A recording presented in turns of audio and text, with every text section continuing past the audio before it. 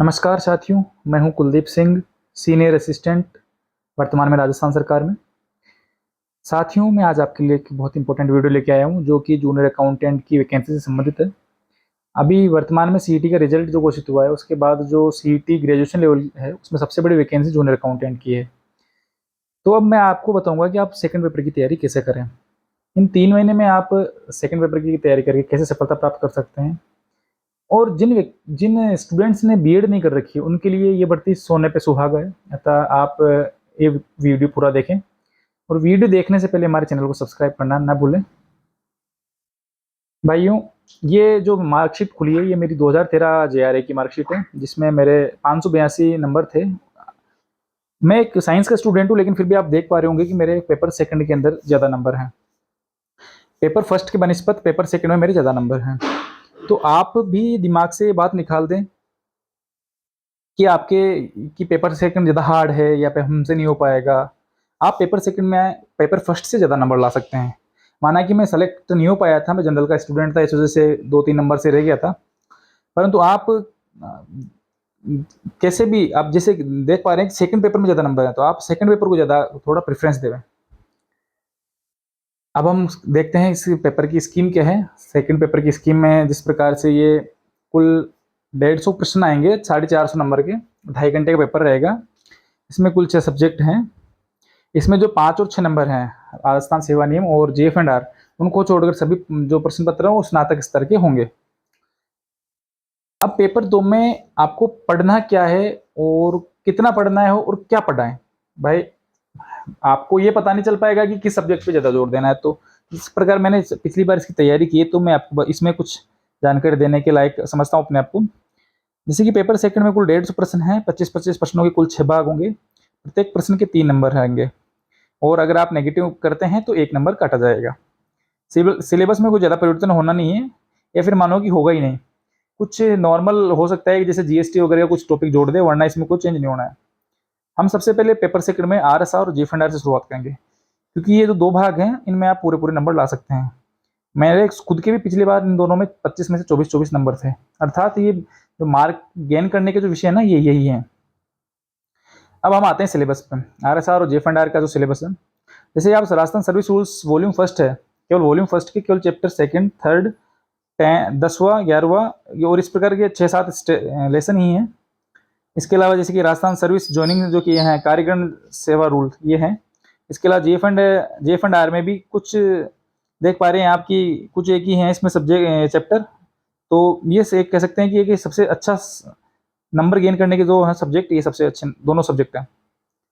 सबसे पहले पढ़ना इन विषयों को शुरू करें आप अभी से शुरू कर दें। आरएसआर और जीएफ एंड आर में आपको कोई सा भी पब्लिकेशन ले लें। जैसे कि मैंने लक्ष्य पब्लिकेशन और चयन पब्लिकेशन की बुक ली थी, उस 2013 में आती थी, और इस साल भी अवेलेबल हो जाएगी, या तो आ चुकी होगी मार्केट में, हो जाएगी। इसके अलावा भी अगर आप किसी दूसरी बुक से पढ़ते हैं, तो इनमें लगभग मैटर समान आता है, क्योंकि ये तो रूल्स हैं, ये कोई चेंज नहीं कर सकता, नियमों में कोई चेंज नहीं होगा। आप इन बुक्स में से नियम कंठस्थ कर लें और अपने शॉर्ट ट्रिक्स बना लें, क्योंकि ये नियम ऐसे याद नहीं होते हैं। तो आपने जो भी जिस शॉर्ट ट्रिक से आप याद कर पाएंगे, उन शॉर्ट ट्रिक से आप इनको याद कर लें, और जो शॉर्ट ट्रिक्स है अपने टेबल के सामने जरूर लगा लें। और आपको रोजाना सुबह शाम इनको 1-2 बार पढ़ना है।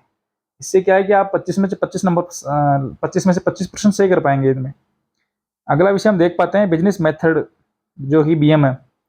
ये भी एक अच्छा सब्जेक्ट है। इसमें भी आप अच्छे नंबर ला सकते हो। जैसे इसमें बिजनेस है, ये इसमें मार्केटिंग भी है, मैनेजमेंट भी है, इकोनॉमिक्स भी है। इसमें ये सारा कुछ मिक्स में है। ये जैसे ह्यूमन रिसोर्स है, कम्युनिकेशन है, डिसिप्लिन है, कोऑर्डिनेशन है, एडवर्टाइजमेंट है, सोर्स ऑफ बिजनेस फाइनेंस है, नेगोशिएबल इंस्टीट्यूटमेंट क्या क्या होते हैं, तो ये सारे इसके अंदर हैं। तो जैसे कि जो आरएस की तैयारी कर रहा है, उसके लिए जो मैनेजमेंट का हिस्सा है, वो लगभग इसके अंदर है। इस विषय में भी आप अच्छे नंबर ला सकते हैं। इसके लिए आप एनसीईआरटी की जो बुक है, उसको आप प्रेफरेंस देवें। इसके अलावा जो लक्ष्य पब्लिकेशन की बुक आएगी, उसको भी आप देख सकते हैं। इसके अलावा जो सृजन पब्लिकेशन के नोट्स हैं, वो भी मुझे सही लगे इसमें, तो आप देख लें। इसमें कुछ भाग हिस्सा इकोनॉमिक्स से भी आएगा, तो आप इकोनॉमिक्स की बुक्स में भी इसको देख सकते हैं। आरएसआर और जेएफ एंड आर के बाद सबसे ज़्यादा फोकस आपको इसी विषय पर करना है। ये भी एक अच्छा विषय है। इसमें आप 25 में से 20 से 23 नंबर प्रश्न आराम से कर पाएंगे। अब हम अगले विषय पर चलते हैं।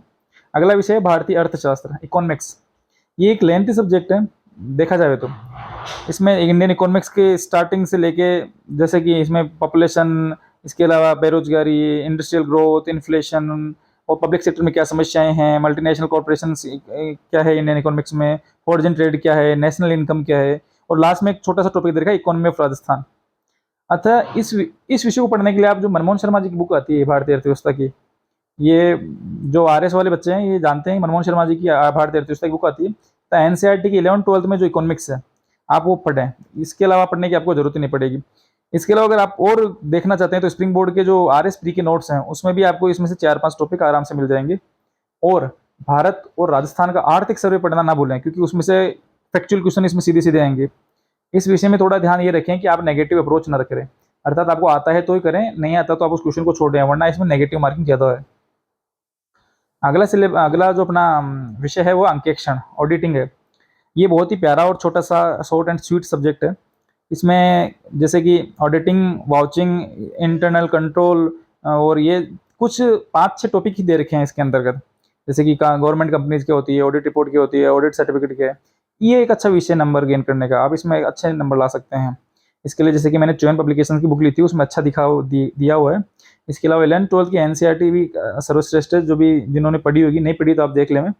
ये भी एक छोटा विषय है, और जो आरएस की तैयारी कर रहे हैं उनके लिए भी ये एक तरह से मान के चलिए कि आपके आरएस के अंदर 20 नंबर तैयार हो जाएंगे इसको पढ़ने से। आपके इसमें भी आप आराम से 25 में से 20-22 प्रश्न आराम से कर सकते हैं। इसमें फैक्ट प्रश्न ज्यादा आते हैं, तो फैक्ट पे ज्यादा ध्यान दें। अब लास्ट सब्जेक्ट है बुक कीपिंग और अकाउंटेंसी। जो नॉन कॉमर्शियल बैकग्राउंड के बच्चे हैं उनके लिए सबसे ज्यादा समस्या जिस सब्जेक्ट में आती है वो यही है, क्योंकि ये पूरा बिजनेस बुक कीपिंग, और ये पूरा एक तरह से मान सकते हो कि उस पर है डिपेंड, ये क्या कहते हैं, जो जिसने कॉमर्स जिसने पढ़ा है उसके लिए ये एक प्लस पॉइंट है कॉमर्स पढ़ने वाले के लिए। मैं मानता हूँ नॉन कॉमर्स वालों के लिए एक हार्ड विषय रहेगा, क्योंकि इसके अंदर आपको अकाउंटिंग सीखना पड़ेगा। तलपट क्या है, अकाउंट क्या है, डेबिट कहाँ होगा, क्रेडिट क्या होगा, किस विषय में कहाँ क्रेडिट, कई बार ऐसा होता है कि कहीं तो डेबिट होता है, कहीं क्रेडिट होता है, कहीं जाके उल्टा हो जाता है।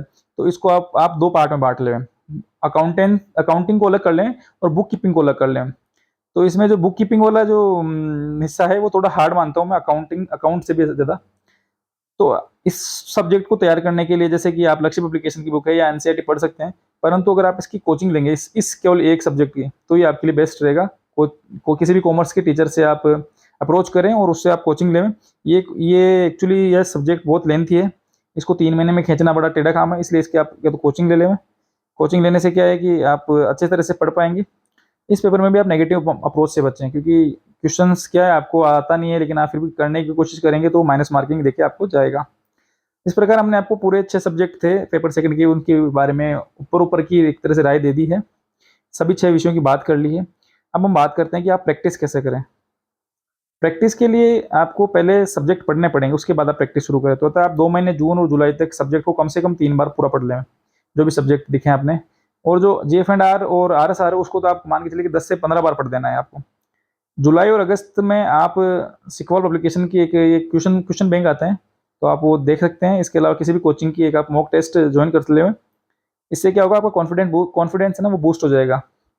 और जिन भाइयों ने बीएड नहीं कर रखी है ना, उनके लिए तो भर्ती सबसे बढ़िया है, आपको तो करना ही करना है। सब कुछ छोड़कर आगामी 3 माह तक लगातार पढ़ लोगे तो सिलेक्शन 100% पक्का है आपका। आगामी वीडियो में मैं आपको बताऊंगा कि आप फर्स्ट पेपर की तैयारी कैसे करें। आप मैंने जो बताया है ये मेरी पर्सनल राय है, आपको अगर कुछ चेंज करना है तो आप इसमें कर सकते हैं। जो मुझे लगा पिछली बार मैंने जैसे एग्ज़ाम दिया, तो मुझे लगा कि मुझे आपको साथ ये चीज़ें शेयर करनी चाहिए। आपको मेरा ये वीडियो कैसा लगा मुझे कमेंट बॉक्स में अवश्य बताएं, और हमारा चैनल सब्सक्राइब करना ना भूलें। Thank you.